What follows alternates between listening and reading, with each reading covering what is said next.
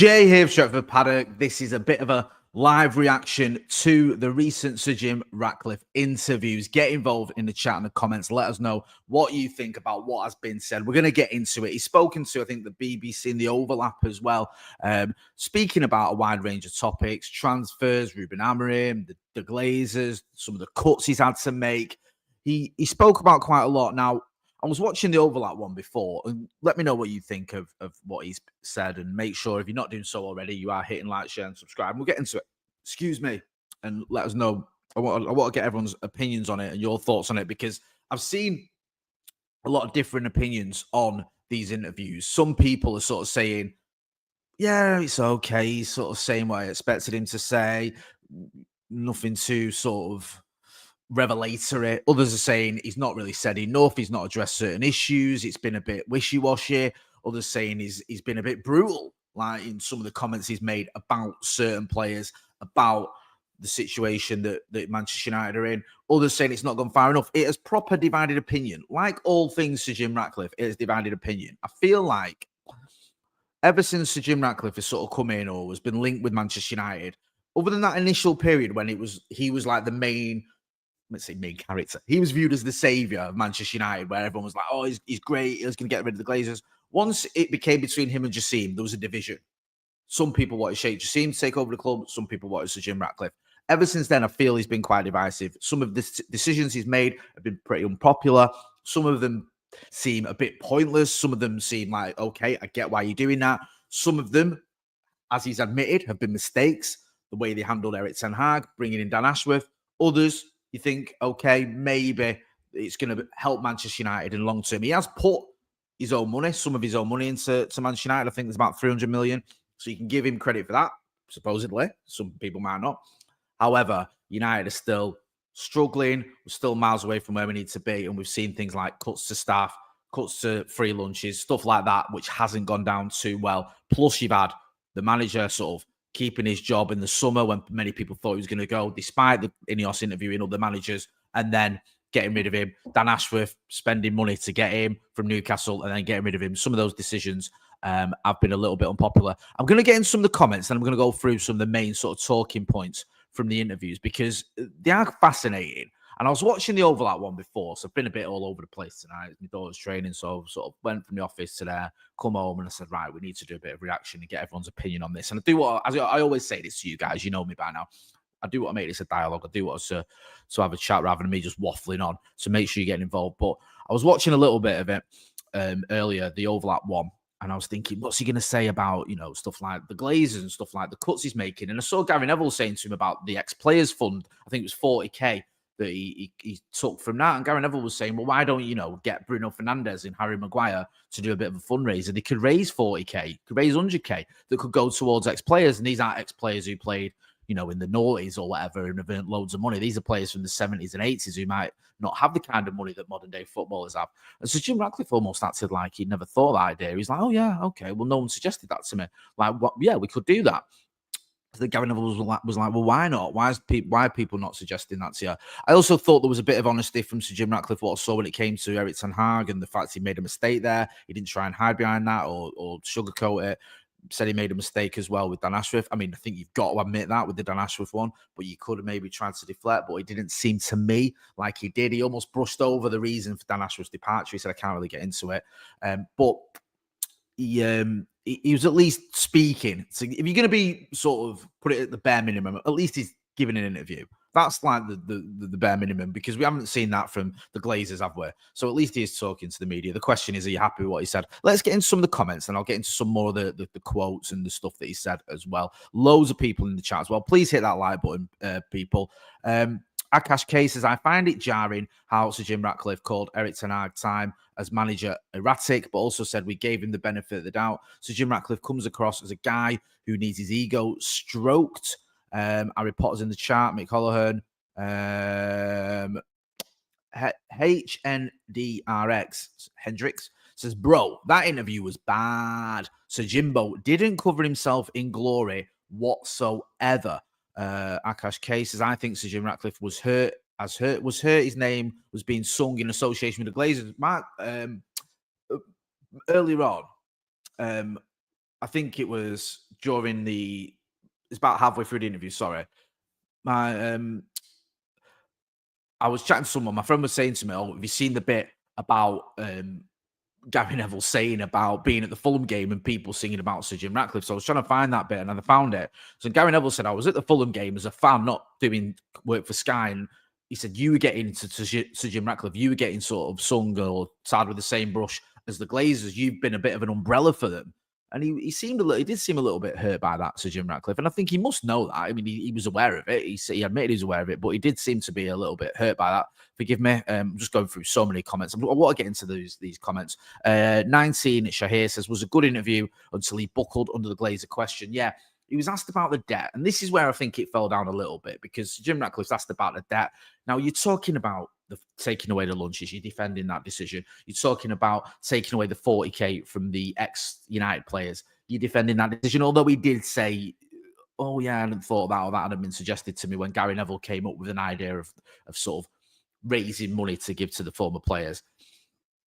However, when he was pressed on the debt, when Gary Neville was like, "Look, you've got £1 billion worth of debt here. You've got the Glazers who've taken all these dividends. You've taken, that has had a negative effect." I thought Gary Neville was willing to sort of ask him them tough questions about the Glazers, which needed to be asked, to be honest with you. Otherwise, the interview would have had almost zero credibility. He tried to downplay it a little bit, and he said, "Well, it's not just about throwing money at the situation." And I understand if he's working with the Glazers are still majority shareholders overall. It's going to be difficult for him to go, "Yes, they have rinsed this club dry. They are terrible owners. The debt is a massive problem. It's a disgrace. They need to go," and all the rest of it. However, you've got to know, a man that intelligent, that if you're going to sit here and talk about free lunches being an issue and how you can't afford 40k for ex-players, and then try and ignore or downplay how £1 billion worth of debt, or how owners who've taken hundreds of millions of pounds out of the club hasn't been negative, then it's going to come across as ridiculous. That part of the interview just came across as a man who was struggling. It really did, because I don't think you can really do an interview, talk about the Glazers and the other cuts you've made, and not admit the importance that the Glazer debt is causing to Manchester United and the negative effect it's had on Manchester United. That was where the difficulty for Jim Ratcliffe came in doing this interview, was the fact that to me, it just absolutely seemed insane to sit there and go, "Well, it's not just about throwing money at the situation," when you're literally talking about taking away free dinners and, cutting all sorts of other stuff that isn't anywhere near the amount that the Glazers have cost Manchester United. However, we'll get into it. Let me know what you think. Louis Wood says, "Interview with Gary was good. He articulated the problems and didn't shirk any responsibility like he easily could have onto the Glazers." So he's looking at it from, look, he was willing to hold his hands up. Fair enough. Happy says, "Interview summary, two businessmen trying to justify robbing a club from the fans." John Edwards is a troll. He's saying Glazers in. I think anyone who says Glazers in is either not a Manchester United fan or is just having a laugh. See, Matt Morrow says he's not going to slag the Glazers off in public. He's still outvoted them in terms of shares. I didn't say he was going to slag off the Glazers in public. I'm telling you, though, if you're going to sit here and be asked about the debt and try to downplay it and say it doesn't matter, it's going to look ridiculous. And I think it did. That is the issue I've got. Did you honestly watch that interview and think, when he was asked about the debt, after he just spoke about free lunches and after he spoke about 40k towards the ex-players foundation, and then try and say throwing money at a situation doesn't help it, did you think that came across well, or do you think it came across a little bit? That segment of the interview, to me, came across a bit ridiculous. Regardless of the reasons why he has to say it, it still looks bad. It still looks nonsensical. You cannot sit there and go, "Well, we can't afford 40k for the ex-players, and we have to make these tough decisions." And then he literally mentioned pennies. He said, "You look after the pennies and I look after the pounds," whatever it is the saying he said. And then you're asked about £1 billion worth of debt. Then you're asked about hundreds of millions of pounds worth of dividends. It does come across as daft to me. That's what I thought. You might disagree with me. "Oh no, it looks fantastic." I just thought it did look a little bit daft. I don't know how you can get around. How would you square that circle? You do what he did and just go, "Well, no, you can't throw money at a situation." Are you a little bit? He was almost there, wasn't he? He was almost there at times when I thought, actually, if you read between the lines, maybe he's having a little bit of a thing. Or another option is you don't do the interview. That's one thing you could do. You could say, look, I'm going to get asked questions I can't answer. I'm not going to do an interview. Which would you rather? Let me know what you think. Here's one for you. Aaron Dixon says, lost me saying faithful fans and season ticket holders just because I live in Belfast. Sorry, I hate this thing when it does this. And can't have a season ticket. I'm punished with £66 tickets, FFS. Yeah, I agree with that one. I'm a season ticket holder, but I know plenty of people aren't who is just as dedicated and a fan as I am. I understand it might be a choice of words, but I get it. I don't really think whether you're a season ticket, just because you're not a season ticket holder, means you're not as a faithful fan. I don't know how that was meant to come across. I don't know if he meant it as an insult to members. I'm so Presh says might be a rallying call to get fans to continue anti-Glazer protests. Maybe. Katu says I prefer him facing the fans. I think he has some NDA with the Glazers. Does he? Maybe. It wasn't completely ignoring the Glazers situation. I mean, Gary Neville did press him on it. He did, didn't he? It wasn't like he went, right, that's it. Like, he asked him what he kept on it about it. He was like, look, you've got this debt, you've got this money taken out of. That's got to have an effect. And he tried to downplay it, but that was the moment I could see he was struggling a little bit. He was struggling to explain it or defend it. And now some people have already seen on social media saying, like, look, you can see what he was trying to say there. He was actually, if you look between the lines, was throwing a bit of a dig. I just thought he was floundering. I thought it looked a bit ridiculous trying to answer about the cuts and then the Glazer debt without addressing it. It just, to me, came across daft.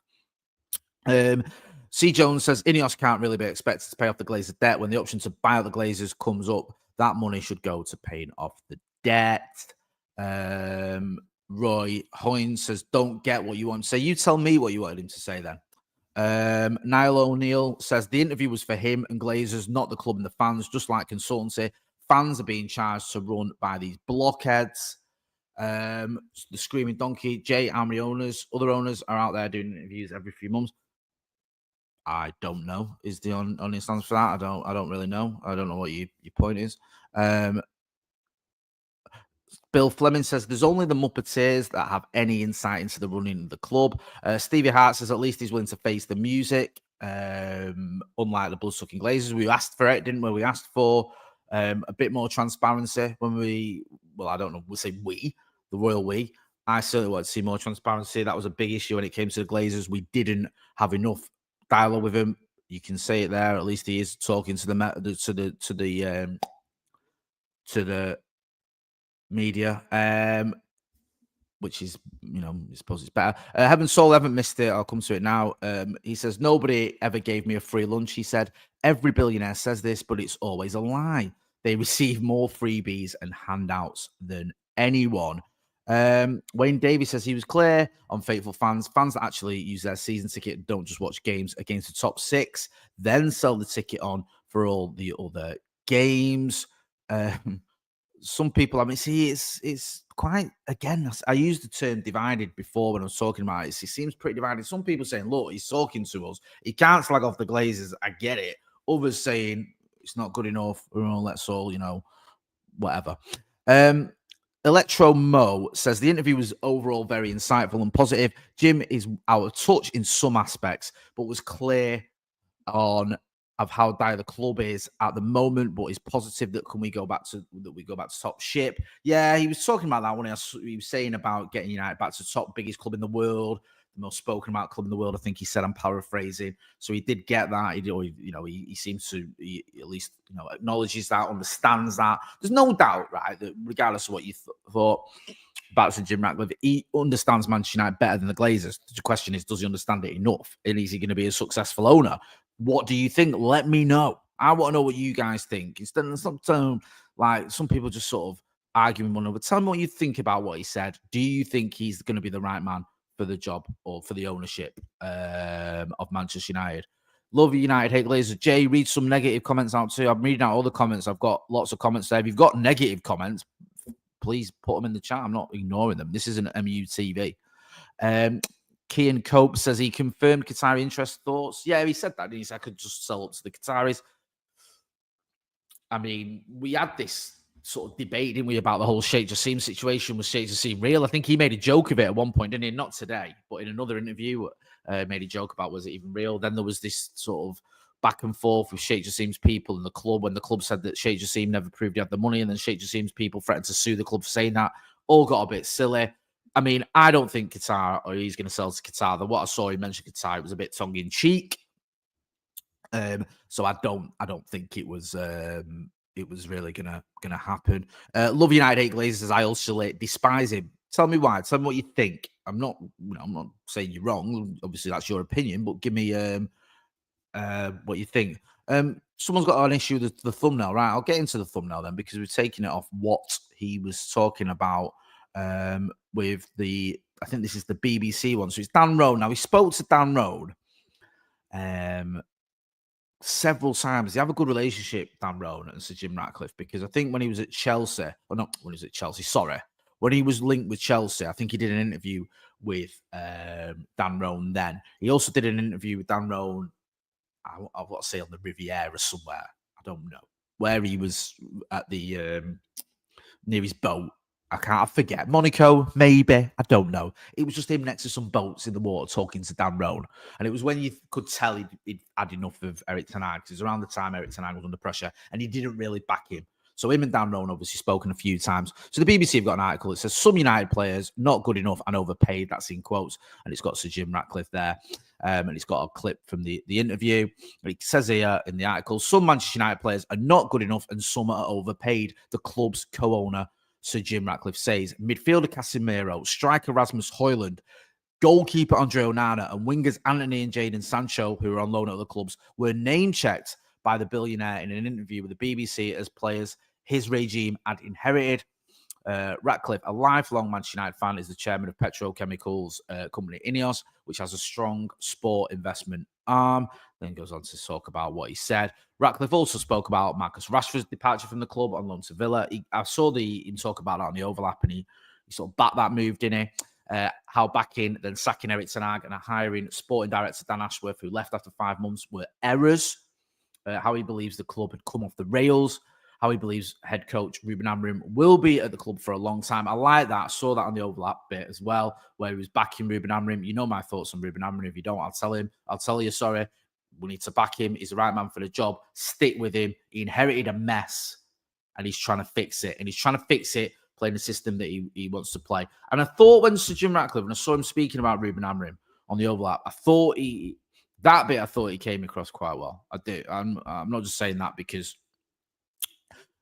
I like Ruben Amorim and he was backing him, but he seemed to understand the issues that Ruben Amorim has and the issues that he's dealing with. Because Gary Neville was sort of holding him or sort of pushing back on it a little bit, because Gary Neville was like, look at the results, because Jim Ratcliffe saying he's doing a good job. And Gary Neville was like, oh, really? Okay, look at the results, which there was a fair comment there. I know sometimes Gary Neville can be a little bit harsh on the current state of play at Manchester United, but I think it's fair if you can question the manager when we're sitting in 14th in the Premier League. You might go, really, is this working? I don't think there's anything wrong with that. And so Jim Ratcliffe was pushing back, saying, yeah, paraphrasing again, but basically, he's inherited these players. They're not his players for his system, but he's trying to sort of, work the way he wants to work in terms of the tactics and the system that he wants this team to play. And I get that. And I thought that bit particularly came across well. Not everything did, but that bit did.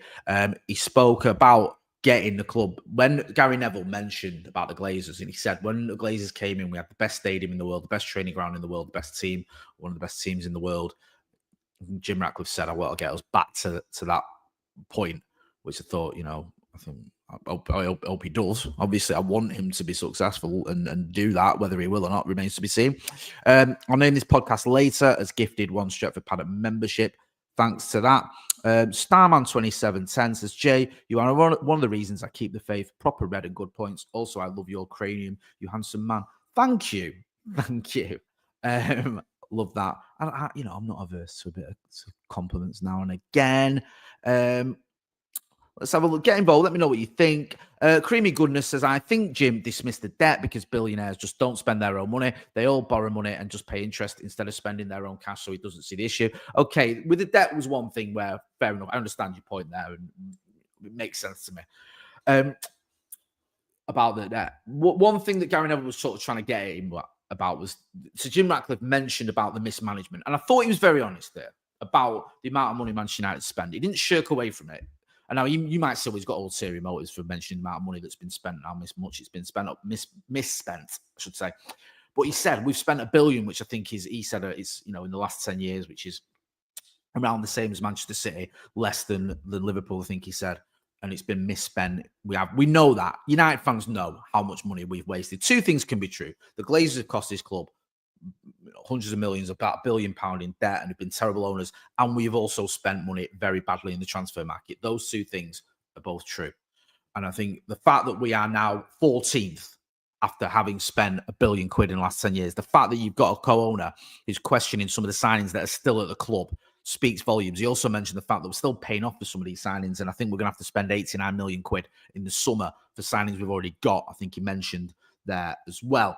So I get all that. So when Gary Neville was saying, well, okay, the mismanagement side of things, the misspending, that's on the Glazers' watch. You've got to, blame them almost for it.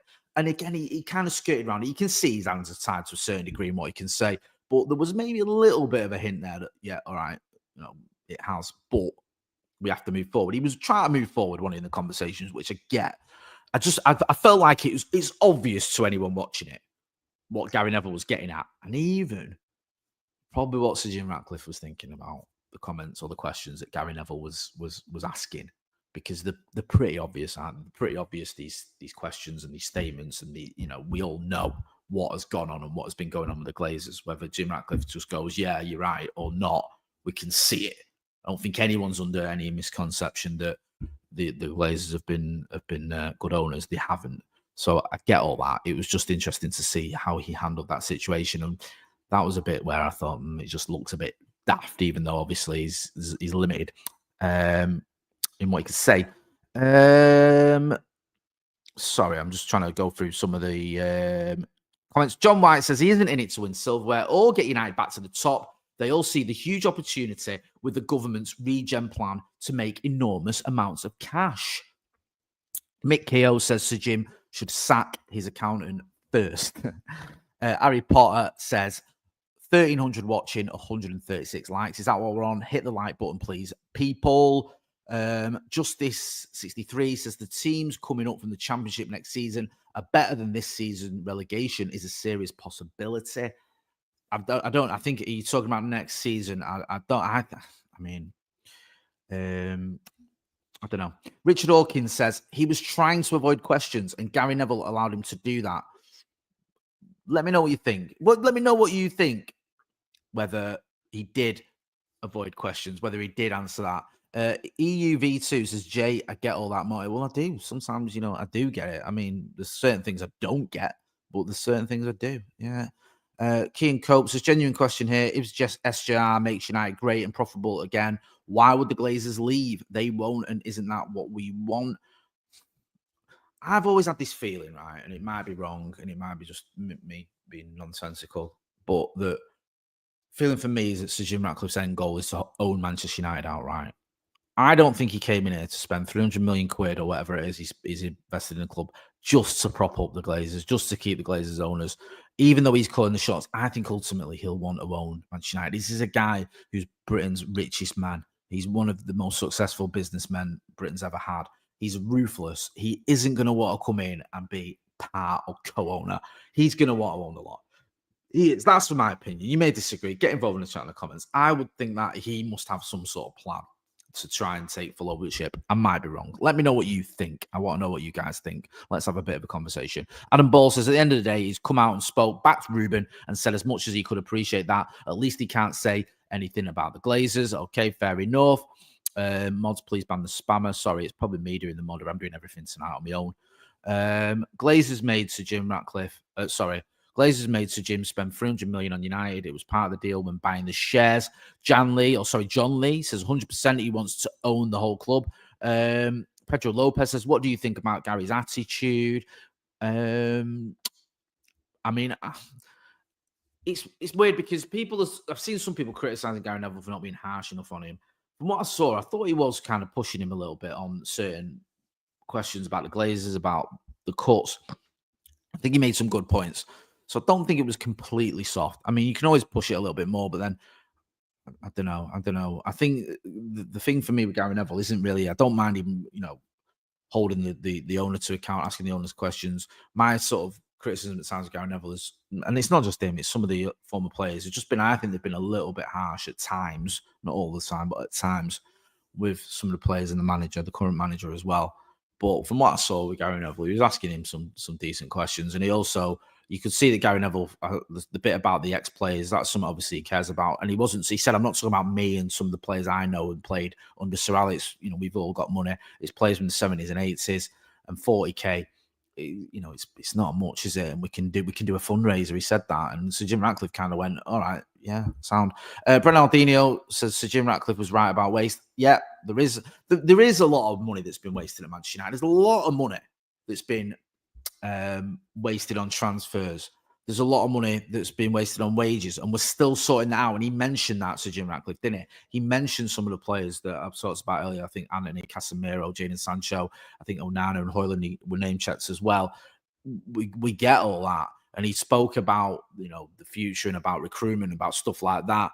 There was some good points he made, to be fair, and some honest points he made as well. But there's also a few points where, if I'm going to be brutally honest, I think there's a little bit of wait and see with certain things, because is this just more PR for more bad news, for more bad decisions, or for more decisions that are going to be unpopular? Because he said about making unpopular decisions. Now, I don't think we've found out the new ticket prices yet, have we? I've certainly not seen it from the season ticket next season. A season ticket set to go up. I think there's a modest increase is what's been touted. Is it going to be more? There's also rumours that there's going to be news about the stadium as well. What's that going to be? Is that going to be good news? I don't know. I just feel with something like this, maybe it's because we've been scarred so many times with what's happened with Manchester United. Even if you see there is a positive, you're like, oh, let's wait and see how this all pans out. Let me know what you think. Man United 94. Jay, did you hear that there was about 20 minutes cut out of the interview where Gary Neville was trying to flog Huel to Ratcliffe? Is that Huel the company? Red Skipster says, stay positive, new stadium, and the only way is up, surely. I mean, to be fair, I think in the league, the only way is up.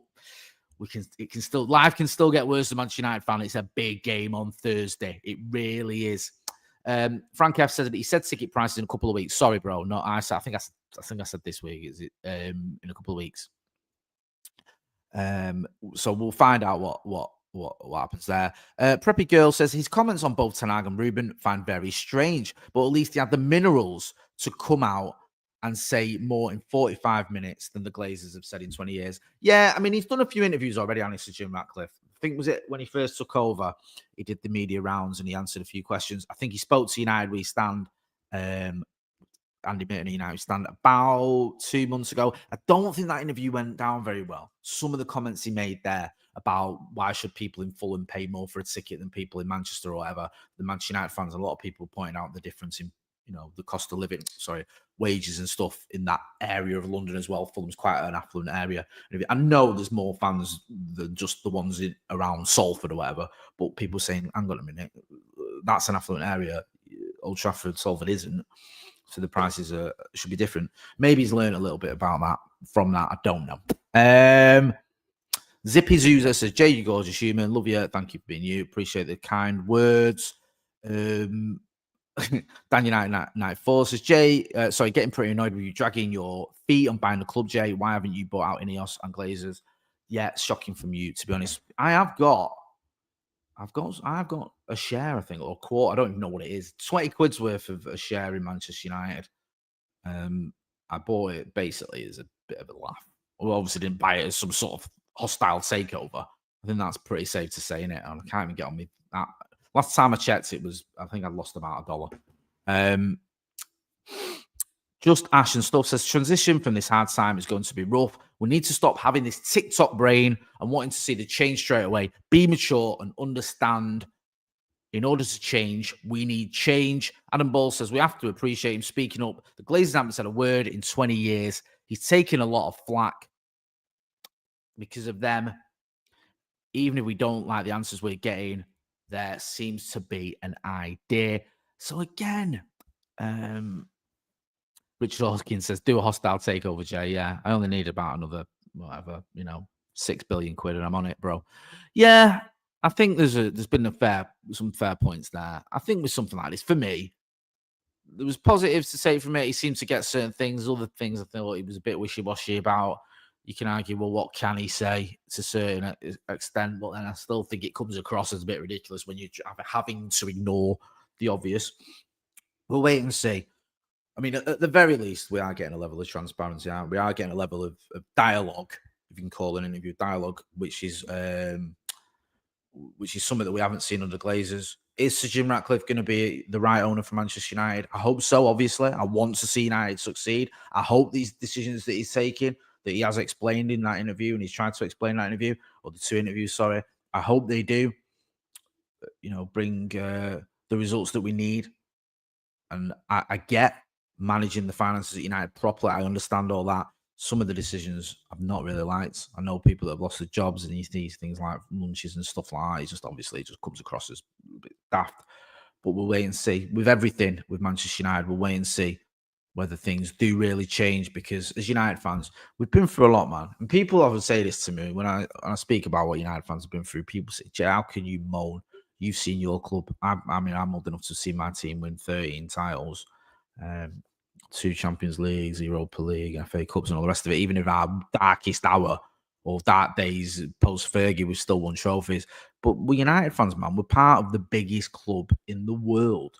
Look at the history of Manchester United. Look at the size of Manchester United. We're used to challenging. We're used to success, and we should be successful. The size of the club, the size of Manchester United, should be challenging for the top honours. We're in the same bracket as the Real Madrids, the Barcelonas, and the Bayern Munichs of this world, and that's where we should be, man. We should be challenging for the very top honours, and we should have a stadium and a training ground and all the rest of it that befits that. And the minute we haven't, hopefully, we will have sooner rather than later.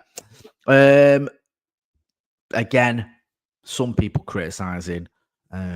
T says give him time. Sir Jim is doing the hard decisions. Someone else has effing disgusting interview. Santa Notch in the chat as well. Always good to see him. Listen, I'm going to be back in the morning. Yeah, it's been a long day. No, you don't sympathise. But I was outside Old Trafford at 8 o'clock this morning. That's what I do. We're back tomorrow. We should have hopefully a bit more news on what's going on in terms of plans with the stadium, stuff like that. We'll wait and see. Also, we'll have a bit more reaction to the interviews from Sir Jim Ratcliffe. So if you're not doing so already, please hit like, share, and subscribe. Thank you to everyone who's gotten involved in the chat today. I've enjoyed it, even those that have, disagreed with it or disagree with what I've said. I don't mind that.